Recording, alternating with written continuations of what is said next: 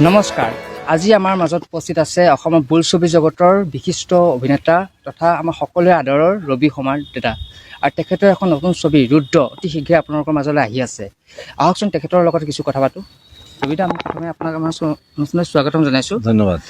আপোনাৰ নতুন এখন ছবি ৰুদ্ৰ অতি শীঘ্ৰে আহি আছে, কেতিয়া ৰিলিজ হ'ব আৰু কোন কোন অভিনেতা অভিনেত্ৰীক এই ছবিখনত দেখা পাব? ৰুদ্ৰটো কাষ্টিঙৰ বিষয়ে মানুহে অলৰেডি ট্ৰেইলাৰ চাই গম পাইছে। আদিল দা আছে, নন্দিনী আছে, অৰ্চিতা আছে, আৰু আমাৰ আদ্যাশ্ৰী আছে, আৰু জুনিয়ৰ আৰ্টিষ্ট বহুত আছে, নপুৰণি শিল্পী ঢেৰ চিনেমাখনত ভৰি আছে। চিনেমাখন ৰিলিজ হ'ব 6 জুন, এক্সপেক্টেড ডেট আজিলৈকে যিটো আমি কেলকুলেশ্যন কৰি থৈছোঁ। গতিকে এতিয়া তাৰেই যুঁজা চলি আছে, তাৰেই প্ৰিপেৰেশ্যন চলি আছে। গতিকে মোৰ বিশ্বাস মানে ভাল পাব এই ছবিখন চাই।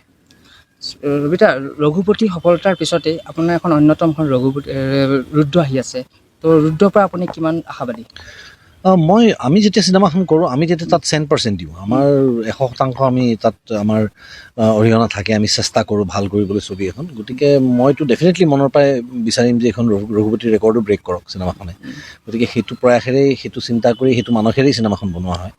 গতিকে সেইটো বাৰু আমাৰ নিজাববীয়া এটা কথা আছে। কিন্তু মই যেতিয়া দৰ্শক হিচাপে যেতিয়া ছবিখন চালোঁ, প্ৰিকাট যেতিয়া আমি চালোঁ, বা প্ৰিভিউ কপি যেতিয়া আমি চালোঁ, এডিটিঙৰ সময়ত যেতিয়া আমি বহিলোঁ, গতিকে এনেকৈ কৈ মই কেইবাবাৰো এতিয়ালৈকে প্ৰায় 6-7 বাৰ 8 বাৰমান চিনেমাখন চালোঁ।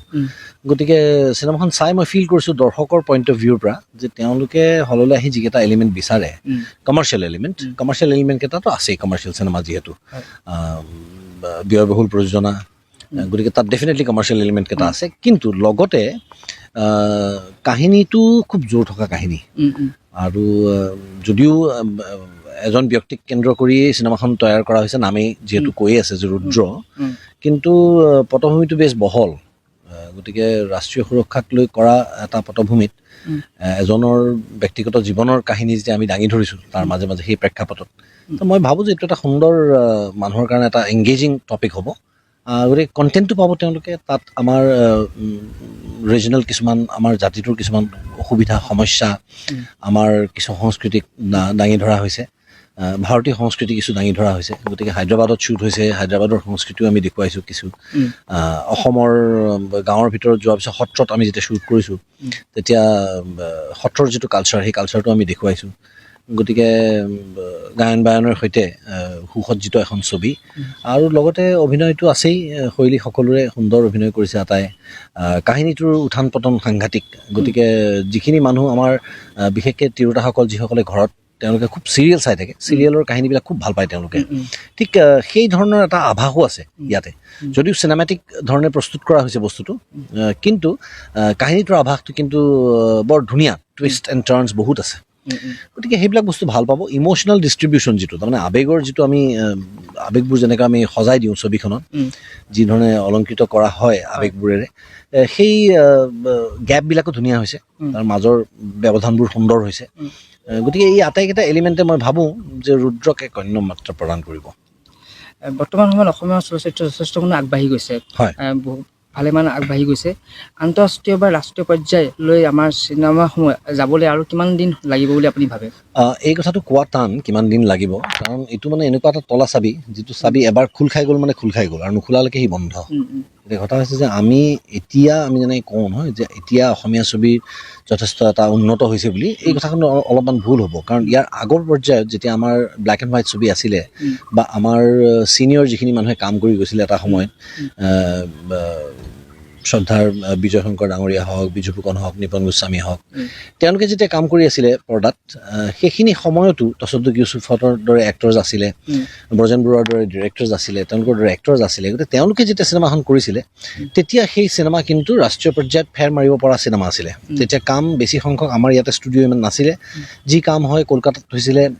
গতিকে তাৰ শিল্পীও আমাৰ লগত কাম কৰিছিলে, আমাৰ শিল্পীও তাত গৈ কাম কৰিছিলে। গতিকে এই সাংস্কৃতিক আদান প্ৰদানটো আছিলে মানে বেংগল কালচাৰটো বেংগলী ফিল্ম ইণ্ডাষ্ট্ৰি আৰু আমাৰ ফিল্ম ইণ্ডাষ্ট্ৰিৰ মাজত গতিকে আমি উই ৱেৰ অলমষ্ট এট পাৰ আমি প্ৰায় সমসাময়িকভাৱে আমি আগবাঢ়ি গৈ আছিলোঁ মাজত এটা সময় আহিল যেতিয়াই আমি আমাৰ নিজৰ থলুৱা ছাবজেক্টবিলাক আমাৰ নিজৰ থলুৱা কাহিনীবোৰ আমাৰ ঘৰৰ যিবোৰ কাহিনী আছিলে সেই কাহিনীবোৰ যেতিয়া আমি বনোৱা বন্ধ কৰি আমি অতি বেছি পাশ্চাত্য ইনফ্লুৱেঞ্চড কিছুমান কাহিনী কৰিবলৈ ল'লোঁ তেতিয়া এটা আমি দেখিলোঁ যে এটা ছবি ইণ্ডাষ্ট্ৰিটো অলপমান তললৈ নামি আহিলে লাহে লাহে কিন্তু উপায় নাই সেই সময়ৰ আহ্বান মই কাকো দোষাৰোপ কৰা নাই কিন্তু তাৰপিছত লাহে লাহে মানুহে এটা কথা আজিৰ তাৰিখত যেতিয়া ইণ্টাৰনেটৰ দিন আহিল এতিয়া সকলোৱে এটা কথা বুজি উঠিছে যে থলুৱা কণ্টেণ্টবিলাকেৰে আমাৰ নিজৰ মানুহখিনিক আমি বেছি সুন্দৰকৈ আকৰ্ষিত কৰিব পাৰোঁ আৰু বিশ্বৰ দৰবাৰতো গোটেই জগতখনে জানিব বিচাৰে আমাৰ ভিতৰত কি আমাৰ কাহিনী কি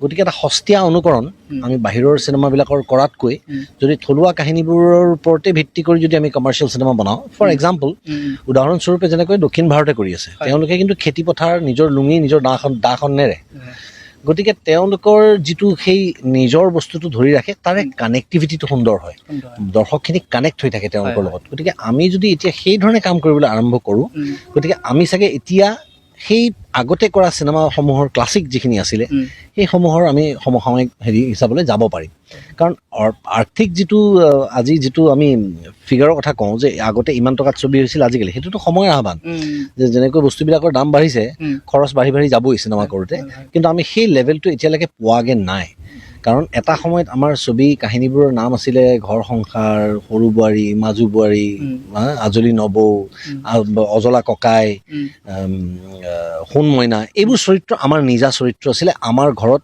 দৈনন্দিন ঘটি থকা ঘটনাবোৰৰ ওপৰত নিৰ্ভৰ কৰি চিনেমাবিলাক তৈয়াৰ হৈছিলে সেই ধৰণে যদি আমি আকৌ উভতি আহিব পাৰোঁ যে মই ভাবোঁ যে অকল ভাৰততেই নহয় বিশ্বৰ দৰবাৰত আমাৰ নাম উজ্বলাবলৈ আমি সক্ষম হ'ম আৰু এতিয়া লাহে লাহে কি হৈছে টেকনিকেল যিখিনি এভেইলেবিলিটি হৈছে আমাৰ যে আজি যেতিয়া আমাৰ হাতত ড্ৰোন আহিলে ড্ৰোনটো এটা বৰ বহল খোজ আছিলে আমি আগুৱাই যোৱা গতিকে ড্ৰোন অহাৰ পাছত যেই আমাৰ বাকী ইনষ্ট্ৰুমেণ্ট ইকুইপমেণ্টছবিলাক আহিলে এতিয়া আমি সুন্দৰ সুন্দৰ ছবি নিৰ্মাণ কৰিব পাৰোঁ আমি VFXৰ কাম ব্যৱহাৰ কৰিব পাৰোঁ AI ব্যৱহাৰ কৰিব পাৰোঁ গতিকে এতিয়াতো আমাৰ হাতত আৰু স্ক'প আছে সমল বহু আছে এতিয়া কেৱল দৰকাৰ কণ্টেণ্ট আৰু থলুৱা কণ্টেণ্টৰ আৰু আমাৰ মানুহখিনিক লৈ আমাৰ কালচাৰটোক দাঙি ধৰি ছবি কৰাৰ আৰু সেইটো যদি আমি কৰিব পাৰোঁ তেতিয়া মোৰ বিশ্বাস যে আৰু 10টা বছৰৰ ভিতৰত ভাৰতত আন এখন ভাৰতীয় ছবি হিচাপে অসমীয়া ছবি আমি দেখুৱাব পাৰিম আপোনাৰ অসমৰ জনপ্ৰিয় অভিনেতা যতীন বৰা হয় যিটো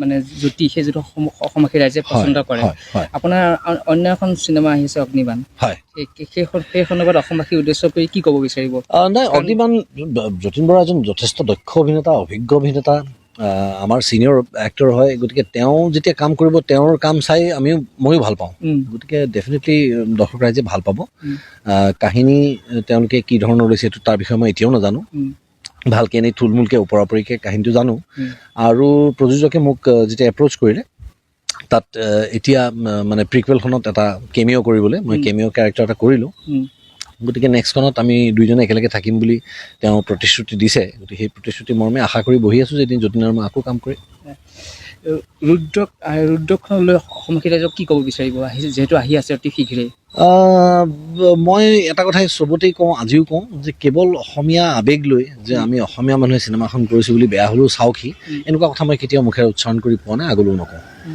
মোৰ কথা হৈছে যে আমি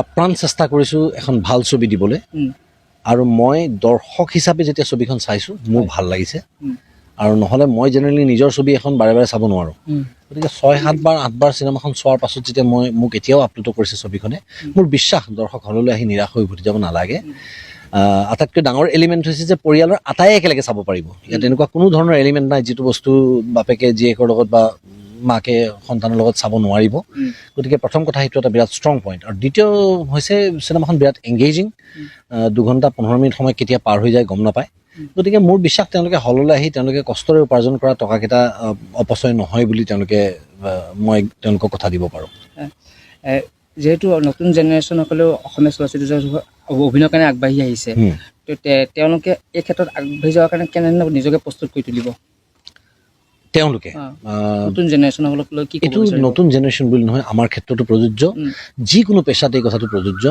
যে সততা আৰু একাগ্ৰতা এই দুইটা বস্তু লাগিবই, যি কামেই নকৰক কিয় পৃথিৱীত। গতিকে তেওঁলোকো আহিছে আগবাঢ়ি, তেওঁলোকৰ যদি সততা আছে কামত, তেওঁলোকে যদি নিজৰ কামটোৰ প্ৰতি সৎ মনোভাৱ ৰাখি কাম কৰে, বা তেওঁলোকে নিজৰ দায়িত্বটো বুজি পায় যে আজি যে আমি যে এটা শক্তি পাওঁ, আমি যেতিয়া চিনেমাখন কৰোঁ, আমাক যেতিয়া মানুহে চিনি পোৱা হয়, তাৰপাছত আমি কিবা এটা কথা ক'লে মানুহে মানে, আমি কিবা এটা কথা ক'লে মানুহে, আমি কিবা এটা কাম কৰিলে তাক মানুহে অনুকৰণ কৰে।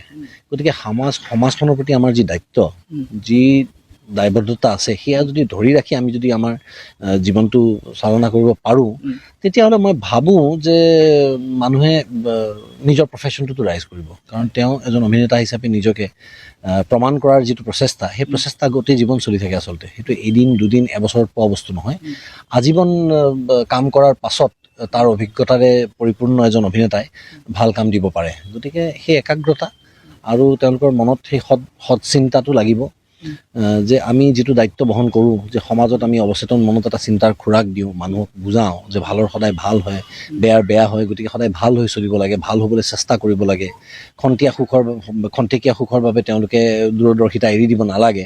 গতিকে এনেকুৱা ধৰণৰ কথাবিলাক যদি তেওঁলোকেও যদি আগুৱাই লৈ যাব পাৰে, দৰ্শকক, ৰাইজৰ যদি কণ্ঠ হৈ থিয় হ'ব পাৰে, এজন যদি সুন্দৰ আমাৰ নিজৰ জাতিটোক মানে ৰিপ্ৰেজেণ্ট কৰিব পৰা যদি এটা সত্তা হ'ব পাৰে, মই ভাবোঁ তেওঁলোকে ডেফিনেটলি ৰাইজ কৰিব জীৱনত। কাৰণ প্ৰত্যেকজন অভিনেতাই যে এজন হিৰো হ'ব পাৰিব, এজন ষ্টাৰ হ'ব পাৰিব, এজন মুখ্য চৰিত্ৰ কৰিব পাৰিব, তাৰ কোনো মানে নাই।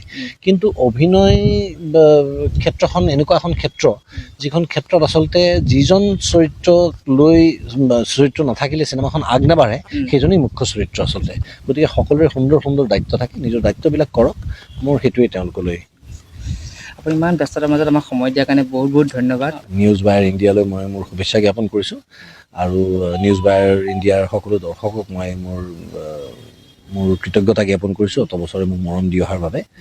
আৰু ছবিখন আহি আছে আমাৰ ৰুদ্ৰ, এতিয়া হলত চলি আছে ভাইমন্দা, আকৌ আহিব ৰৈ ৰৈ বিনালে, তাৰপাছত আহিব পথ উপপথ, এনেকুৱা বহু ছবি উপহাৰ দিবলৈ আমাৰ বহু কলা কুশলী অতি আগ্ৰহেৰে আপোনালোকৰ বাবে যুঁজ দি আছে, লাগি আছে।